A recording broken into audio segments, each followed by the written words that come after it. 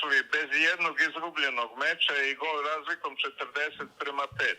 Prema tome, taj trio Neymar, Rafinha, Vinicius bit će najveće opasnosti za našu reprezentaciju na prvoj utakmici. Zvonko, da li ova grupa te asocira na Rusija 2018? Brazil i Švajcarija beja zajedno sa Srbija. Da. I na brih germanski od sudija. Tako je.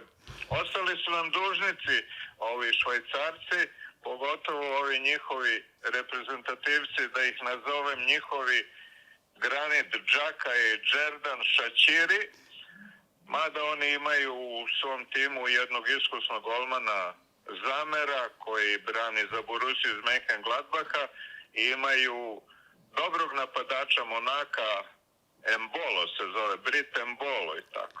Znači, Švajcarci su nam dužnici, moramo da im se revanširamo sada i mislim da hoćemo. Zvonko, da li ste bili ozbiljni kad ste pevali Dajte Brazil da se igramo? Nisam razumeo pitanje. Kad su srpski reprezentativci pevali Dajte Brazil da se igramo, posle pobede u Portugalu, da li su bili ozbiljni?